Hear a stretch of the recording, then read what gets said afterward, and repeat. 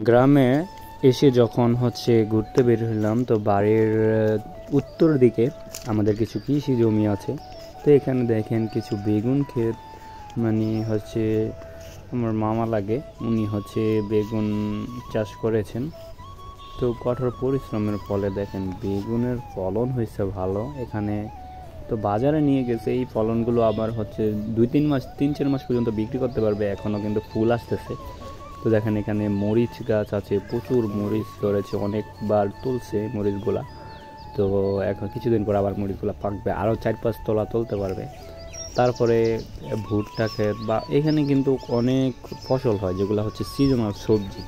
এই সবজিগুলা চাষ করে কৃষকরা, মানে বাংলাদেশে যে সবজির যোগান দেয় আমাদের এখান থেকে। তারপরে বুড়িচংয়ের এদিকে নিমসা আছে, তারপরে মানিকগঞ্জ আছে, বাংলাদেশে অনেক জায়গায় এরকম সবজি চাষ করে। তো দেখেন এখানে ভুট্টা গাছগুলো কত সুন্দর, কত তাজা হয়েছে, কিছুদিন আগেই বপন করছে।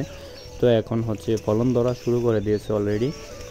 দিয়ে ভুট্টা কিন্তু খুব তাড়াতাড়ি চলে আসে, আর ভুট্টার দামও কিন্তু বাংলাদেশ বাজারে অনেক বেশি, এটা থেকে আটা টাটা হয়। তো এখানে খোলা মাঠে এখানে আলু করছিল, আলু ক্ষেত ইয়ে করার পরে তারপর বেগুন করছে, এখানে টমেটো যেটাকে বলে লাল বেগুন, ওইটা করার পরে এখানে আমাদের এখানে যে ভুট্টা চাষ করে, আগে এখানে এগুলাতে ধান রোপণ করতো, বর্তমানে ভুট্টা রোপণ করে, কারণ ভুট্টা থেকে ভালো ইনকাম করা যায়। আর সবাই একটু গ্রাম্য ভিডিওগুলো শেয়ার করে দিবেন।